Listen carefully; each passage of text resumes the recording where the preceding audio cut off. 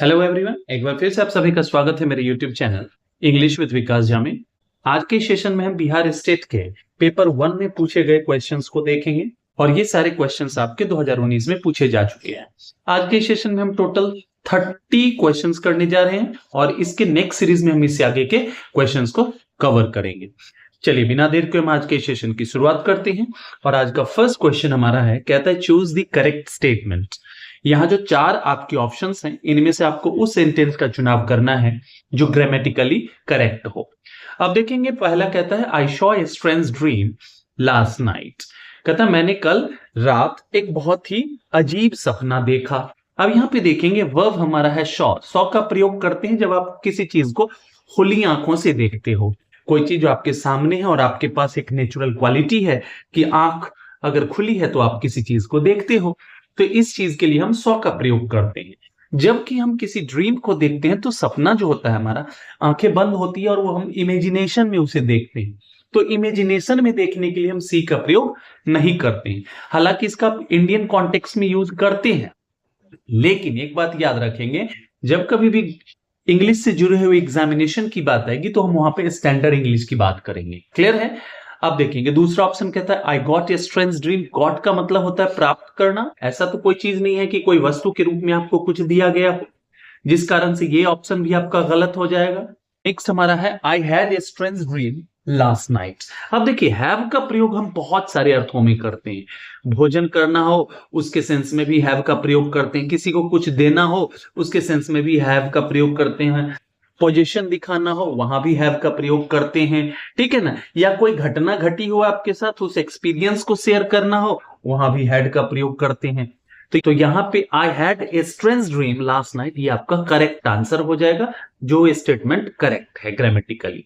और वहीं पे चौथे में देखेंगे फेस। फेस का मतलब होता है सामना करना, किसी सिचुएशन से सामना करते हैं, किसी डिफिकल्टी से सामना करते हैं, किसी व्यक्ति से सामना करते हैं जो आपके सामने है, जो दिख रहा है, कुछ वर्सेंड कंडीशन है उससे आप सामना कर रहे हैं, उसके लिए हम फेस का प्रयोग करते हैं। क्लियर है?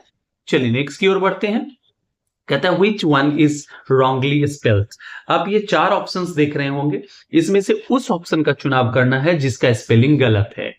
अब देखते हैं हॉरिबल का मतलब होता है भयावह, भयानक, कोई भी चीज जो डरावना है। इसका स्पेलिंग करेक्ट है, HORRIBLE करेक्ट है, मतलब ये हमारा आंसर नहीं है, ठीक है ना, ये गलत माना जाएगा अकॉर्डिंग टू द क्वेश्चन। वहीं पे दूसरे को देखते हैं एफिशिएंट। एफिशिएंट आपका क्या है, ये सही आंसर हो जाएगा। इसका स्पेलिंग क्या है, गलत है। कैसे? एफिशिएंट में हम देखते हैं डबल एफ का प्रयोग होता है और यहां हम देख रहे हैं एक एफ जो है मिसिंग है। क्लियर है? वहीं पे इनसिग्निफिकेंट का स्पेलिंग सही है, सिग्निफिकेंट वर्ड है हमारा, उसमें इन प्रीफिक्स लगा करके इसको अपोजिट बना देते हैं। कस्टम जान रहे, कस्टम हमारा सही है। क्लियर है? चलिए नेक्स्ट देखते हैं। कहता है my friend speaks dash French so we were able to find a nice room in Paris. कहता है मेरा जो दोस्त है ना वो थोड़ी बहुत क्या बोलता है, फ्रेंच बोलता है, जिस कारण से हम लोग थोड़ा सा पेरिस में रूम ढूंढने में सक्षम थे, ठीक है ना, मतलब उसके फ्रेंच बोलने के कारण हम रूम ढूंढ पाए थे। क्लियर है? अब देखते हैं ऑप्शंस की तरफ एक बार देख लेते हैं। फ्यू का प्रयोग करते हैं हम काउंटेबल नाउन के साथ, तो दो ऑप्शन तो आपको यही खत्म हो गए। और इसके साथ क्या आता है, प्लूरल काउंटेबल नाउन। और फ्रेंच कोई भाषा का नाम है, ये भाषा है, ये हमारा अनकाउंटेबल वे में प्रयुक्त होने वाला है। अब देखेंगे ए लिटिल का प्रयोग करते हैं जब किसी चीज की मात्रा दर्शानी हो, फ्रीक्वेंसी दर्शानी हो, उसके लिए हम प्रयोग में लाते हैं इसको। और वहीं देखेंगे ए लिटिल का प्रयोग करते हैं अनकाउंटेबल नाउन के साथ, ऐसी मात्रा बताने के लिए जिससे कि काम चल जाए। इसका नेगेटिव फॉर्म होता है लिटिल, पॉजिटिव फॉर्म होता है ए लिटिल, और द लिटिल होता है मतलब जितना भी मात्रा है, जितनी भी मात्रा है उन सब का आप एक साथ बोध कराते हो। तो यहाँ पे वो थोड़े बहुत फ्रेंच की बात की जा रही है, जिसके कारण से आपका करेक्ट आंसर क्या हो जाएगा, सी। क्लियर है? चलिए नेक्स्ट देखेंगे। नेक्स्ट कहता है pedagogy is the study of. Pedagogy जो है कहता है यह किस चीज के अध्ययन को कहा जाता है, एजुकेशन को, लर्निंग प्रोसेस को, केयरिंग स्टूडेंट, या फिर टीचिंग मेथड्स। जब हम पेडागोजी को हम पार्ट में बांटते हैं ना, तो पेडा एक वर्ड है, पेडा का मतलब होता है चाइल्ड, ठीक है ना, आपने देखा होगा पेडियाट्रिक्स मेडिकल केयर में यूज होता है ना, तो पेडा का मतलब होता है क्या, चाइल्ड। और गोजी शब्द का मतलब यहाँ पे क्या है, the art of teaching. So the art of teaching children, it is called pedagogy, अर्थात ऑप्शन नंबर डी जो है आपका करेक्ट आंसर हो जाएगा। और वहीं पे एक वर्ड आता है एंड्रागोजी। एंड्रागोजी का मतलब क्या होता है? अब जब हम बात करते हैं पढ़ाने के मेथड की, अगर कोई हमारा एडल्ट जो हमारा जो चिल्ड्रन है उसको जो पढ़ाने के मेथड का प्रयोग किया जाता है उसे हम बोलते हैं एंड्रागोजी। क्लियर है? ठीक है ना, ये चीज आपको ध्यान रखना है। चलिए नेक्स्ट की ओर बढ़ते हैं। कहता है रीडिंग बुक्स। ये आपके कुछ 4 ऑप्शन हैं, इनको क्या करना है आपको सेंटेंस में अरेंज करना है। इस तरह से अरेंज करना है सो दैट इट में convey complete meaning and meaningful structure हो जाए इसका। तो देखते हैं रीडिंग बुक्स डैश। अब ये 4 को आपको अरेंज करना है, तो इसमें करना क्या है? सबसे पहले देखेंगे ये कनेक्टिंग वर्ड्स हमारे हैं, व्हिच है, बिकॉज है। अब इनको कैसे करेंगे? व्हिच जो हमारा क्या है, ये हमारा सब्जेक्ट के केस में काम कर रहा है, किसके रूप में? रिलेटिव प्रोनाउन के रूप में। यहाँ पे क्या आना चाहिए? नाउन। अब देखेंगे यहाँ पे द माइंड नाउन है, यहाँ नॉलेज है, लेकिन इन दोनों में देखेंगे क्या ये रिलेशन बता रहा है? Knowledge which must be cultivated. किस चीज की बात की जा रही है? यहाँ पे बात की जा रही है रीडिंग की बात की जा रही है। और रीडिंग को क्या बताया गया है? हैबिट बताया गया है। एक ऐसी हैबिट बताई गई है जिसको क्या करना चाहिए? कल्टीवेट करना चाहिए, हर किसी को अपनाना चाहिए। तो सही क्या हो जाएगा? Reading books is a habit. ये हमारा ए हो गया फर्स्ट में, ठीक है ना।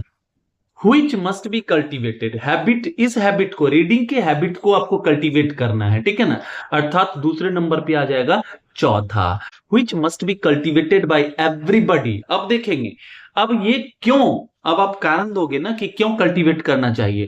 Because it not only increases knowledge, अर्थात थर्ड आपका आ जाएगा थर्ड पोजीशन पे, और एक बच गया ये आ जाएगा आपका चौथे पोजीशन पे। अब देखेंगे 1 4 3 2 कहां है? 1 4 3 2 ये आपके ऑप्शन नंबर बी में है, जो कि आपका करेक्ट आंसर हो जाएगा। क्लियर है? चलिए आगे बढ़ते हैं। नेक्स्ट कहता है हमारा which part of the sentence has an error.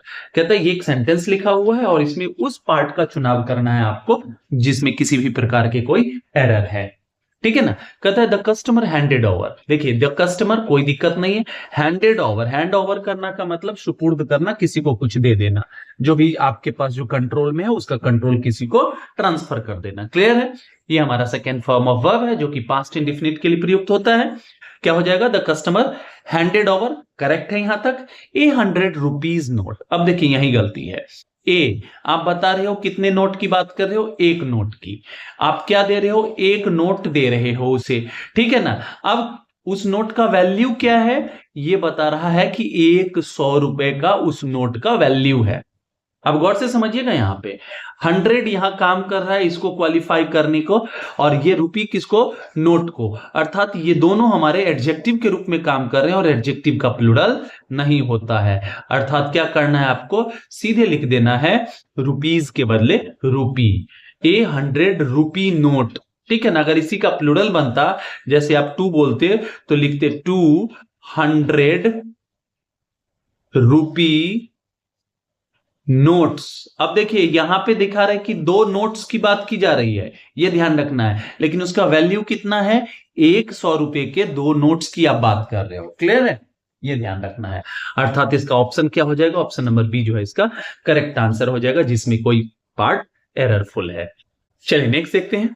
Next कहता है I was surprised dash his strange behaviour.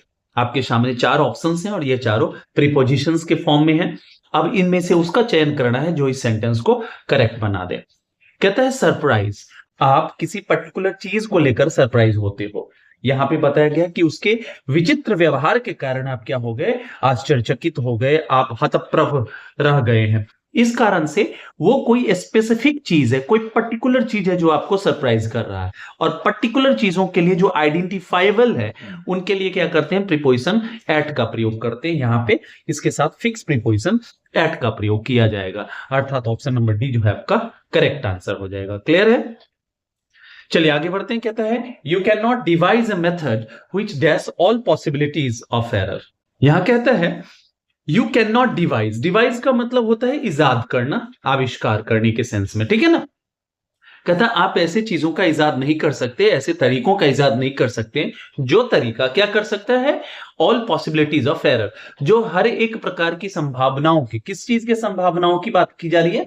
Error के, गलती के, उसको आप इग्नोर करोगे, अवॉइड करोगे, एक्सक्लूड करोगे या इंक्लूड करोगे। यहां पे आपको ऐसे वर्ब का प्रयोग करना है जो इस सेंटेंस को करेक्ट बना दे। क्लियर है? पहला हमारा है इग्नोर। इग्नोर करने का मतलब होता है आप किसी चीज को नजरअंदाज कर रहे हो, और ये नजरअंदाज कैसे होता है? जानबूझकर, डेलिबरेटली। तो यहां पे कोई जो मेथड है वो डेलिबरेटली किसी चीज को इग्नोर कैसे करेगा? जब तक कि उसके संज्ञान में नहीं होगा तो वो आप इग्नोर कैसे करोगे? तो ये हमारा ऑप्शन गलत हो जाएगा। वहीं पे अवॉइड का प्रयोग करते हैं कि जब आपका मतलब ये हो कि किसी चीज को किसी चीज से दूर रख रहे हो, you are keeping away something from something, ठीक है ना, उस सेंस में। तो यहां पे मेथड तो कोई जानबूझ करके अभी होगा नहीं, ये एक्सक्लूड करता है। जो कुछ भी वहां एरर के रूप में है वो उसको अल्टीमेटली खुद ब खुद छांट देता है, और वो इंक्लूड क्या हो जाएगा? यहां पे जो मीनिंग है उसका ऑपोजिट मीनिंग दे रहा है। That's why it is also not going to be your answer. इस तरह से ऑप्शन नंबर सी जो है आपका करेक्ट आंसर हो जाएगा। क्लियर है? चलिए आगे बढ़ते हैं। नेक्स्ट हमारा कहता है the nearest meaning of A storm in A cup is. कहता है कि इसका आपको सिनोनिम ढूंढना है, या यूं कहें वन वर्ड सब्स्टिट्यूशन देना है, या इसको एक्सप्लेन करने वाले सेंटेंस या फ्रेज का चुनाव करना है। सबसे पहली बात है ए स्टॉर्म इन अ कप। अगर इसके लिटरल मीनिंग पे जाएं तो क्या होगा कि एक कप में तूफान। अब गौर से समझिएगा इस सिचुएशन। एक कप है, उस कप में कितना तूफान मच रहा है, क्या वो तूफान हार्मफुल होगा? नहीं होगा ना। कैसे? तो इसको समझते हैं ऑप्शंस के थ्रू। कहता है एन अनएक्सपेक्टेड इवेंट, कोई चीज जो एक अनएक्सपेक्टेड वे में हो रहा है उसके लिए जी नहीं। नेक्स्ट है ए डेंजरस सिग्नल। नहीं नहीं, डेंजरस की बात नहीं है। कप में अगर तूफान भी आ रहा है तो it is not going to be too dangerous for you, ठीक है ना, ये बहुत ज्यादा डेंजरस नहीं होने वाला है। ए ग्रेट नॉइस, कितना ही शोर मचा लेगा वो, नहीं। इसका मतलब होता है much excitement over something trivial. छोटी छोटी चीजों के लिए एकदम जो ध्यान के योग्य भी नहीं है उस चीज में आप इतना एक्साइटमेंट दिखा रहे हो, मतलब कहता है ना कि ओवर करना, किसी चीज का ओवर रिएक्ट करना, तो वही हो जाएगा इसका correct answer. Much excitement over something trivial, मतलब तुच्छ चीजों के लिए बहुत ज्यादा उत्साहित हो रहे हो जिसका वैसा कुछ महत्व तो नहीं है। क्लियर है? चलिए आगे बढ़ते हैं। कहता है the study of words and there meanings is. अब कहता है कि उस ब्रांच को हम क्या कहते हैं जहां पे हम वर्ड्स के मीनिंग के बारे में पढ़ते हैं, ठीक है ना, वर्ड्स के बारे में पढ़ते हैं, उसके मीनिंग के बारे में पढ़ते हैं, ठीक है ना, इसको क्या कहा जाता है? ऑप्शन नंबर 1 है सिमेंटिक्स, 2 है फोनेटिक्स, तीसरा है सिंटैक्स और चौथा है नन ऑफ दीज। तो पहली बात है कि इन सबको एक एक करके समझना पड़ेगा। Semantics is the study of words and their meanings. It shows that how a word has different meanings in different contexts. ये बताता है कि एक ही वर्ड का मीनिंग कैसे चेंज होता है जैसे ही आप कॉन्टेक्स्ट बदलते हो। अगर आपके सामने मैंने एक वर्ड रखा प्ले, तो क्या आप प्ले का मतलब एक ही चीज दिमाग में आ रहा है? प्ले मतलब खेलना। प्ले का मतलब दूसरा भी तो हो सकता है ना, प्ले का मतलब नाटक भी होता है। तो ये कैसे आप समझेंगे? यह अर्थ तभी स्पष्ट होगा जब इसका उस कॉन्टेक्स्ट में प्रयोग होगा। तो ये चीज आपको कौन दर्शाता है? सिमेंटिक्स, जो कि आपका करेक्ट आंसर है। और वहीं पे देखेंगे फोनेटिक्स का मतलब होता है स्टडी ऑफ साउंड, और कैसे साउंड में हम पिच देखेंगे, आर्टिकुलेशन देखेंगे, एकॉस्टिक की बात करेंगे वहां पे। तो फोन शब्द का मतलब ही होता है साउंड, ठीक है ना। तो यहां पे हम साउंड ऑफ वर्ड्स, मतलब किसी वर्ड को कैसे साउंड किया जाता है, ह्यूमंस कैसे साउंड करके किसी चीज को, अब जैसे किसी को बोलते हो कुछ भी, तो बोलने के तरीके से उस अर्थ को बदलाव मिलाया जाता है। आपने एक मूवी देखी होगी पीके, ठीक है ना, उसमें देखा होगा एक वर्ड अच्छा है हमारा, और उसको किस तरह से अलग अलग साउंड के साथ, मतलब उसके कहीं पिच ज्यादा कर दिया, कहीं थोड़ा सीरियसनेस बढ़ा दिया। तो इन चीजों का अध्ययन हम करते हैं फोनेटिक्स में। क्लियर है? और वहीं पे देखेंगे syntax. Syntax deals with the structure of sentences. ये बात करता है सेंटेंस को हम कैसे स्ट्रक्चर में लाते हैं। Different types of sentence structures के बारे में हम सिंटैक्स में पढ़ते हैं। अर्थात ऑप्शन नंबर ए जो है आपका करेक्ट आंसर है। चलिए नेक्स्ट हमारा है, कहता है find the correct word. Correctly के साथ आप स्पेल्ड लिख देंगे ताकि ग्रामेटिकली करेक्ट हो जाए। Find the correctly spelled word. अब यहां से आपको क्या ढूंढना है जो जिसका स्पेलिंग सही हो। एडवर्सिटी, एडवर्स का मतलब होता है उल्टा, और एडवर्सिटी का मतलब क्या होता है? विपन्नता की बात की जाती है, और इसका स्पेलिंग होता है ADVERSITY। अब देखेंगे SITY है, लेकिन यहाँ पे ADVER तक तो सही है, एडिशनल आई दे दिया गया है। यहां पे देखेंगे सीटी में CITY है, ये भी गलत हो गया, पहला दूसरा चट गया। एडवर्सेटी, अब देखो यहां पे सी के बाद आई देते तो थोड़ा 1 मिनट के लिए आप चलता, लेकिन ऐसा ही होता है, ये भी आपका खत्म है, अर्थात ऑप्शन नंबर डी जो है आपका करेक्ट आंसर हो जाएगा। क्लियर है? चलिए नेक्स्ट हमारा है, कहता है which of the following is not one of Shakespeare's plays. ये 4 ऑप्शंस हैं और इन 4 ऑप्शंस में कौन सा ऐसा प्ले है जिसे विलियम शेक्सपियर ने नहीं लिखा है।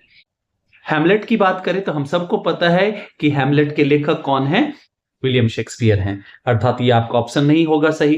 विंटर्स टेल के भी लेखक कौन है, विलियम शेक्सपियर हैं। ओथेलो के भी कौन है, विलियम शेक्सपियर हैं। अगर हम वहीं पे बात करें पिग्मेलियन की, तो पिग्मेलियन आपका करेक्ट आंसर हो जाएगा, जिसके राइटर है GB शॉ। आप इस कहानी को जरूर पढ़ना, बहुत ही इंपॉर्टेंट है। इसमें उन्होंने एक कैरेक्टर की बात की है जिसका नाम है प्रोफेसर हेनरी हिजिंस, ठीक है ना, जो इस विश्वास के साथ जीता है कि मैं किसी के भी सोशल स्टेटस को उसके लैंग्वेज के थ्रू ट्रांसफॉर्म कर सकता हूं। और वहां पे एक छोटी सी, वहां पे एक कैरेक्टर है एलिजा डोलिटल, जिसको एक बहुत गरीब लड़की होती है, फ्लावर गर्ल होती है, जो फ्लावर शॉप पे काम करती है, वहीं पे फूल बेचने का। तो उसको वो कैसे एक सोशल स्टेटस उसका जो कैसे वो रीडिफाइन करते हैं उसके लैंग्वेज से, इस चीज के बारे में बखूबी बताया गया है यहाँ पे। क्लियर है? चलिए आगे बढ़ते हैं। नेक्स्ट हमारा कहता है the comparison of unlike things using the word like or as is. कहता है जब दो अनलाइक थिंग्स के बीच में, कहता है कि when you are to show the comparison between two dissimilar objects by using like or as, जब आप किसी भी दो भिन्न चीजों के बीच के तुलना को दर्शा रहे हो लाइक या एज के द्वारा, तो उसे हम बोलते हैं सिमिली। और वहीं पे डायरेक्ट कंपैरिजन जो होता है, जिसे हम इंप्लाइड सिमिली भी बोलते हैं, दैट इज कॉल्ड मेटाफर। ठीक है ना? एलिट्रेशन में क्या है, ये कॉन्सोनेंट साउंड जो होते हैं ना बिगनिंग ऑफ द वर्ड, इसको रिपीट किया जाता है क्लोजली रिलेटेड वर्ड्स में। क्लियर है? अर्थात ऑप्शन नंबर बी जो है इसका करेक्ट आंसर हो जाएगा। चलिए आगे बढ़ते हैं। कहता है who is often called a romantic poet as most of his poems revolved around nature. कहता है कि निम्नलिखित में से कौन से ऐसे हमारे लेखक हैं, कवि हैं, जिन्हें आप क्या बोलते हो, रोमांटिक पोएट बोलते हो, बिकॉज अधिकांश इनकी जो रचनाएं हैं ना वो नेचर के थीम के अराउंड घूमती हैं। क्लियर है? हम सब जानते हैं कि विलियम शेक्सपियर जो थे ये एलिजाबेथन पोएट थे, ठीक है ना, और उस समय नेचर के ऊपर उतना ज्यादा मतलब फिलोसॉफिकली, ठीक है ना, नहीं लिखा जाता था। ठीक है ना? अगर लिखा भी जाता था तो आप क्या करते थे कि ट्रेडिशनल जो वैल्यूज है, ट्रेडिशनल जो स्टाइल ऑफ राइटिंग है उसके अकॉर्डिंग लिखते थे। लेकिन जब हम रोमांटिसिज्म पढ़ेंगे तो रोमांटिसिज्म में क्या हो गया, जो भी ट्रेडिशनल मेथड ऑफ राइटिंग था ना, जो भी एक जो आप कहते थे कि नहीं हमें डिक्शन का चुनाव करना चाहिए, हमें हर जो नियम जो हमारे पूर्वज ने बनाया उसके अकॉर्डिंग लिखना चाहिए, नहीं, रोमांटिक पोएट्स जितने भी थे ना रिवॉल्यूशनरी थे, उन्होंने अपने स्टाइल को डेवलप किया। उन्होंने बोला कि मुझे कोई लेना देना नहीं है कि पीछे के लोगों ने कैसे लिखा है। तो इसमें हम देखेंगे one of the pioneers was William Wordsworth, ठीक है ना, जो कि आपका करेक्ट आंसर हो जाएगा। ठीक है ना? और वहीं पे हम विलियम लैंगलैंड की बात करें तो विलियम लैंगलैंड 14th सेंचुरी से जुड़े हुए राइटर थे, पोएट थे हमारे, जो कि मिडिल इंग्लिश के अंतर्गत आता है। इसका तो बहुत दूर दूर तक रोमांटिक एज से कोई लेना देना नहीं है। और वहीं हम बात करें विलियम ब्लेक की, तो विलियम ब्लेक कौन थे, प्री रोमांटिक राइटर्स में से आते हैं। ठीक है ना? अर्थात ये भी आपका इन्होंने लिखा है लेकिन उतना नहीं लिखा है जितना कि विलियम वर्ड्सवर्थ ने लिखा है। क्लियर? चलिए आगे बढ़ते हैं। नेक्स्ट हमारा कहता है चूज द करेक्ट सेंटेंस। कौन सा सेंटेंस करेक्ट है? Let me sing a song. Yes of course first option ही आपका सही है। क्यों? क्योंकि लेट के बाद हम ऑब्जेक्टिव केस के प्रोनाउन का प्रयोग करते हैं और आने वाला वर्ब जो होता है वो बेयर इन्फिनिटिव अर्थात वर्ब के फर्स्ट फॉर्म में होता है। क्लियर है? अब देखेंगे यहां ऑब्जेक्टिव केस का प्रयोग होना चाहिए था, सब्जेक्टिव केस का प्रयोग हो गया। Let my sing a song, let my sing मेरे गीत गाया जाए। क्या आप ये लग रहा है कि ग्रामेटिकली गलत है ना? चलिए, अर्थात ऑप्शन नंबर ए जो है आपका करेक्ट आंसर हो जाएगा। आगे बढ़ते हैं। कहता है which figure of speech is it when statement is exaggerated in a poem. कहता है कि यह कौन सा हमारा फिगर ऑफ स्पीच है जहां पे आप किसी चीज को बहुत ज्यादा किसी कविता में बढ़ा चढ़ा करके बोलते हो। That is none other than hyperbole. Hyperbole में आप क्या करते हो, किसी चीज को बहुत ही आगे बढ़ा चढ़ा के बोलते हो। जैसे मैंने बोला आपको I can run faster than a horse, मैंने बोला मैं किसी एक घोड़े से ज्यादा तेज दौड़ सकता हूं। आपको नहीं लग रहा कि नेचुरली ऐसा पॉसिबल नहीं है? इम्पॉसिबल चीजों को आप पॉसिबल बना रहे हो बहुत ज्यादा चढ़ा बढ़ा करके, उसको हम हाइपरबोलिक कहते हैं। क्लियर है? और वहीं देखेंगे आयरनी क्या होता है, ये किसी भी ऑपोजिट सिचुएशन को रिफ्लेक्ट करता है। ये वर्बल हो सकता है, सिचुएशनल हो सकता है, ड्रामेटिक हो सकता है। अब मैंने आपको कुछ बोला, अब गौर से सुनिएगा इसका। मैंने बोला व्हाट अ प्लेजेंट डे। अब मैं बात कर रहा हूं किसी आंधी तूफान के समय में, अगर ये बोल रहा हूं, मैं जो बोल रहा हूं उसका अर्थ कोई और है, विपरीत अर्थ व्यक्त कर रहा हूं, इसको बोलते हैं आयरनी। क्लियर है? ये भी नहीं होगा हमारा। सटायर का मतलब होता है माहौल उड़ाना, व्यंग करना किसी पे, ठीक है ना, ये भी नहीं होगा हमारा। चलिए नेक्स्ट हमारा कहता है which one of the following sentences is grammatically correct. ये चार ऑप्शन है, इसमें से कौन सा सेंटेंस है जो ग्रामेटिकली सही है? Would you mind work with me, would you mind to work with me, would you mind working with me, would you mind work with me? कुछ नहीं। माइंड हमारा एक वैसा वर्ब है जिसके बाद हम जेरंड का प्रयोग करते हैं, वर्ब के चौथे रूप का प्रयोग करते हैं। तो अर्थात देखेंगे यहां पे आपका V1 है, खत्म हो गया, ठीक है ना। यहाँ पे 2 + V1 लगा दी, यहाँ पे V2 लगा दिया, अर्थात ऑप्शन नंबर सी जो है आपका करेक्ट आंसर हो जाएगा। क्लियर है? चलिए नेक्स्ट की ओर बढ़ते हैं। कहता है no sooner had he reached the station dash the train arrived. अब कहते हैं, अब देखेंगे कि नो सूनर का प्रयोग करते हैं दो सिचुएशन के बीच के रिलेशन को दिखाने के लिए, मतलब कि पहला वाला खत्म हुआ, दूसरा जस्ट हो गया, इस तरह के सिचुएशन को एक्सप्रेस करने के लिए हम नो सूनर का। और सून का कॉम्परेटिव डिग्री होता है सूनर, ध्यान रखना है यहाँ पे। सूनर कॉम्परेटिव डिग्री है, तो कॉम्परेटिव डिग्री के साथ हम किसका चयन करते हैं? देन का प्रयोग करते हैं, ठीक है ना। टॉलर देन कुछ नहीं है, ये सब ट्रिक है आपका। इन चीजों को अगर एक बार दिमाग में बैठा लेंगे ना तो बात खत्म है, ठीक है। चलिए आगे बढ़ते हैं। नेक्स्ट हमारा कहता है द जनरल एम या aims of teaching prose is or are क्या है? भैया जो अगर हम किसी प्रोज को पढ़ा रहे हैं आपको या आप पढ़ रहे हो तो उसका मूल उद्देश्य क्या है? Enabling students to listen, speak, read and write English. Obviously ये है। आप किसी भी प्रोज का मतलब होता है जिसमें राइम और मीटर का अभाव हो, ठीक है ना। राइम हो भी सकता है, मीटर का अभाव हो, ठीक है ना। कहता है कि आप स्टूडेंट्स को इनेबल करते हो सुनने के लिए, बोलने के लिए, पढ़ने के लिए, लिखने के लिए। स्वाभाविक सी बात है, वहां पे ये सभी चीजें एक साथ होती हैं। Enabling students to comprehend and thought. अब कहता है हाँ, आप सोचने पे मजबूर करते हो, उसे समझने के लिए प्रेरित करते हो, ये भी आपका सही है। Enriching students active and passive vocabulary. स्वाभाविक सी बात है, अगर कोई प्रोज पीस आप लगातार पढ़ रहे हो या उसे पढ़ा रहे हो तो उससे तो दो चीज होगा, उसके वोकेबुलरी में सुधार आएगा। कैसे? एक्टिव भी और पेसिव भी। एक्टिव होता है जो आप डेली लाइफ में यूज करने वाले वर्ड्स होते हैं आपके, और पेसिव होता है कि आप उसका मतलब जानते हो लेकिन उसका यूज नहीं है। जब कहीं पे प्रयुक्त है तो आप उसके अर्थ को समझ लेते हो लेकिन उसको यूज नहीं कर पाते हो एकदम एक्टिवली, ठीक है ना। अर्थात ऑप्शन नंबर डी जो है इसका करेक्ट आंसर हो जाएगा। क्लियर है? चलिए नेक्स्ट की ओर बढ़ते हैं। कहता है the story is too fantastic to be credible. यहां पे एक वर्ड है क्रेडिबल, इसका क्या सिनोनिम होगा आपको बताना है। क्रेडिबल का मतलब क्या होता है? भरोसे के लायक, ठीक है ना। क्रेडिबिलिटी आप जानते होंगे, क्रेडिट वर्ड जानते होंगे, शाख जिसे आप बोलते हैं, तो उसका मतलब क्या होता है? समथिंग दैट इज बिलीवेबल, जिसपे आपको विश्वास हो सके, मतलब जिसपे आप ट्रस्ट कर सकते हो, भरोसा कर सकते हो।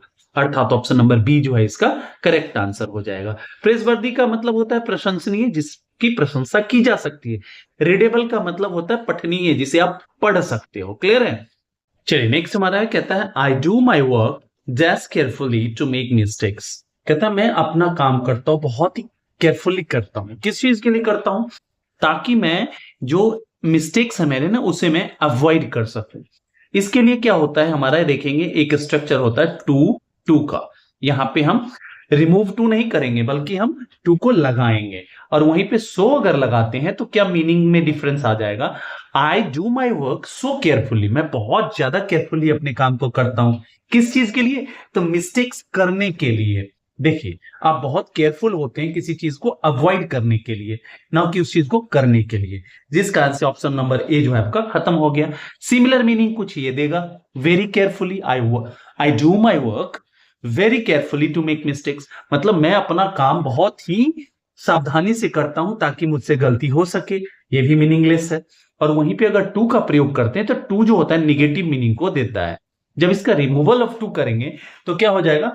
आई do my work so carefully that I can not make mistakes.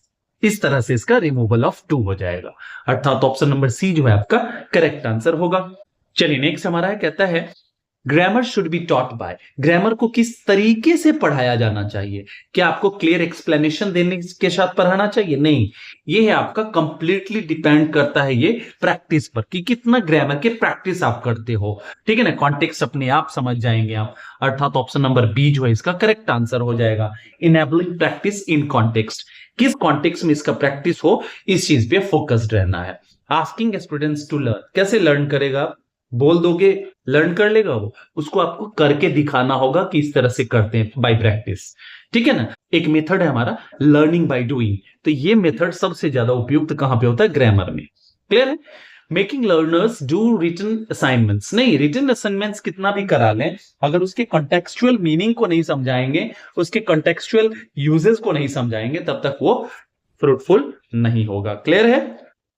चलिए आगे बढ़ते हैं। नेक्स्ट हमारा कहता है a good paragraph writing involves. जब हम बात करते हैं पैराग्राफ राइटिंग की, तो एक बढ़िया सा जो पैराग्राफ राइटिंग होता है उसमें क्या क्या चीजें शामिल होती हैं?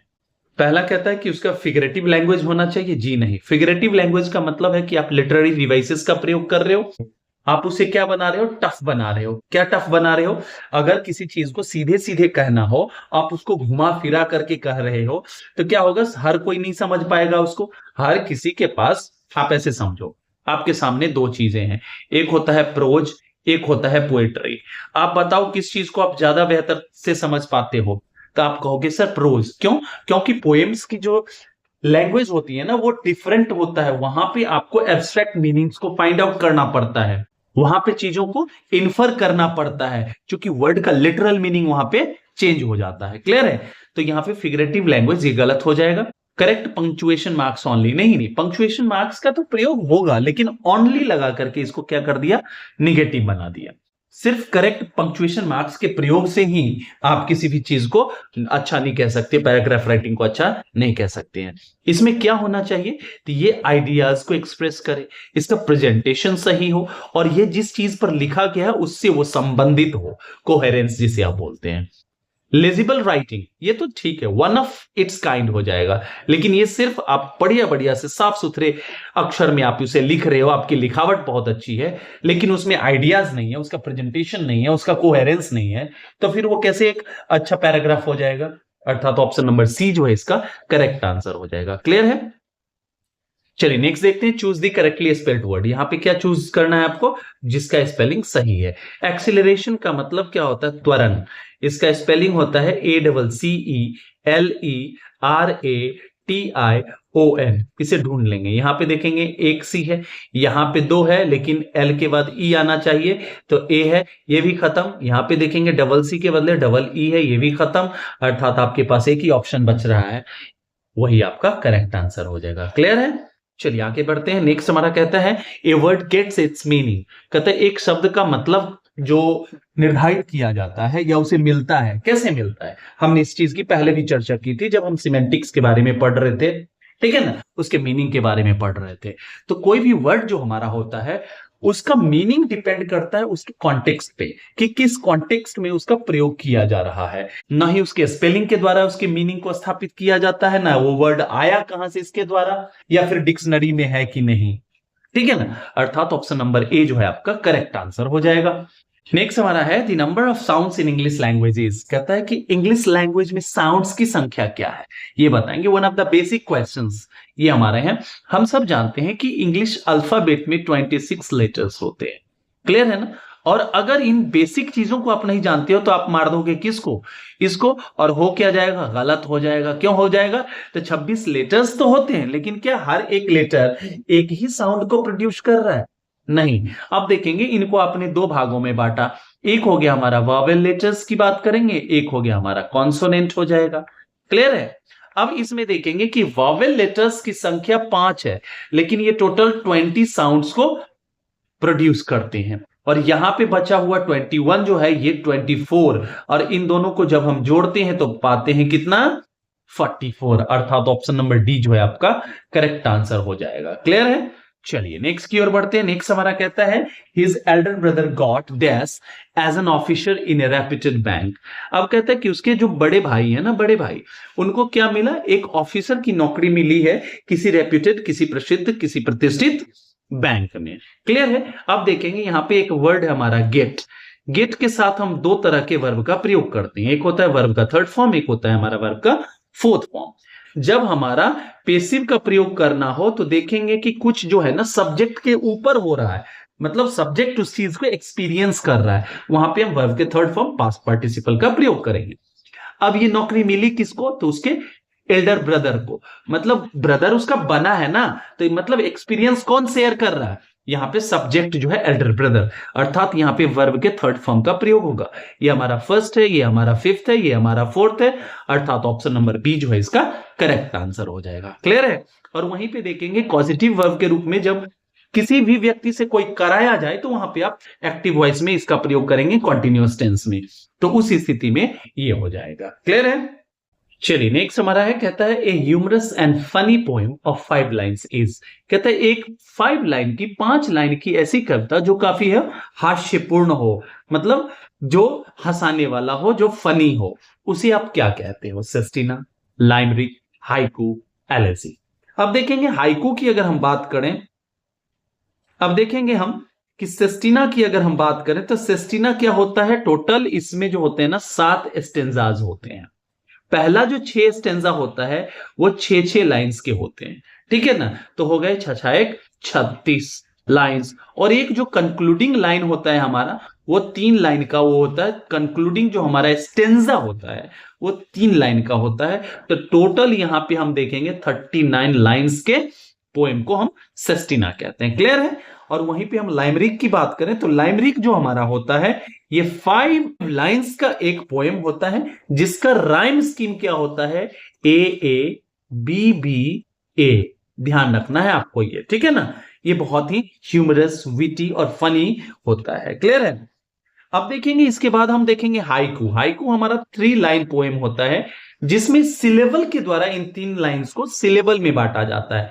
पहले लाइन में 5 सिलेबल्स, सेकेंड में 7 सिलेबल्स, और जो फाइनल लाइन होता है वो भी क्या होता है हमारा 5 सिलेबल्स के होते हैं। क्लियर है। अब एक चीज और देखेंगे आप कि हाइकू जो होते हैं ना, हाइकू में मूल रूप से क्या दिखाया जाता है, इसका जो थीम होता है ना वो नेचर पे आधारित हो सकता है, सीजन पे आधारित हो सकता है, या किसी पर्टिकुलर मोमेंट पे आपको इंसाइटफुल अपना इनपुट दे रहे हो। क्लियर है। इसमें राइम जरूरी नहीं होता है। वहीं पे हम एलेजी की बात करें तो ये एक ऐसा टाइप ऑफ पोएट्री है जिसमें आप मॉर्निंग को दिखाते हो। मॉर्निंग का मतलब क्या है, किसी भी लॉस को आप दिखा रहे हो, किसी के डेथ को दिखा रहे हो, या फिर आप इस तरह के रिफ्लेक्शन को दिखा रहे हो जो मोर्टेलिटी को प्रभावित करता है, ठीक है ना। तो यहाँ पे बहुत ही बड़ा रिफ्लेक्टिव वे ऑफ राइटिंग है जिसके द्वारा आप अपने सैडनेस को फॉर लॉस और डेथ को दिखाते हो। क्लियर है। अर्थात ऑप्शन नंबर जो है आपका बी करेक्ट आंसर हो जाएगा। क्लियर है। चलिए नेक्स्ट हमारा कहता है हु रोट गलिवर्स ट्रैवल्स। अब यहाँ पे 4 ऑप्शंस हैं, इसमें बोला गया है कि कौन से ऐसे राइटर हैं जिन्होंने गलिवर्स ट्रैवल्स को लिखा है। हम सबको पता है कि it is a social satire, ये एक सोशल सटायर है, और ये किसकी मास्टरपीस है, जोनाथन स्विफ्ट की मास्टरपीस है। क्लियर है। जिसमें आप देखेंगे बहुत सारी कहानियां हैं, जिसमें सबसे प्रसिद्ध है बच्चों के बीच में कौन सी है, गलिवर्स की यात्राओं में लिलीपुट्स की कहानी। क्लियर है। चलिए टीएस इलियट के बारे में आप जानते होंगे, दी वेस्टलैंड आपने पढ़ा होगा, इनकी भी बहुत बड़ी योगदान है हमारे इंग्लिश लिटरेचर के लिए। और वहीं पे चार्ल्स डिकेंस जो है ये विक्टोरियन राइटर थे जिन्होंने विक्टोरियन एज के बारे में बहुत लिखा है, सोशल स्ट्रक्चर के ऊपर लिखा है, वहां पे जो होने वाली जो पॉवर्टी जो थी या फिर एक आम आदमी के जीवन में आने वाली समस्याओं के बारे में इन्होंने लिखा है, और ये इनके अपने खुद के लाइफ एक्सपीरियंसेस रहे हैं। और एक और मैं आपको इनफैक्ट बता दूं, एक फैक्ट बता दूं आपको कि इंडिया का चार्ल्स ऑफ डिकेंस किसे कहा जाता है, ये आपको कमेंट में लिखना है। Who is called the Charles Dickens of India, इसका आंसर आपको कमेंट में देना है। और वहीं देखेंगे बेन जॉनसन के बारे में। बेन जॉनसन जो थे ये आपके एलिजाबेथन पोएट्स थे, ये कॉन्टेम्पररी थे किसके, विलियम शेक्सपियर के।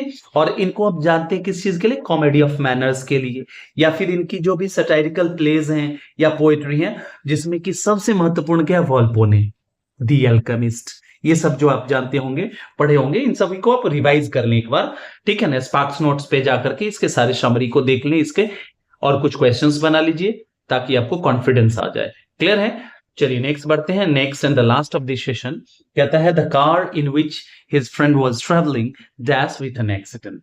कहता है वह कार जिसमें उसका दोस्त जा रहा था, ट्रैवल कर रहा था, क्या हो गया? उसका एक्सीडेंट हो गया। अब क्रैश्ड का मतलब क्या हो गया? क्रैश करना, कोई भी चीज टक्कर दे जाना, ठीक है ना। तो क्रैश हो जाना, क्रैश दिखाता है किसके पर्सपेक्टिव से? कार के पर्सपेक्टिव से।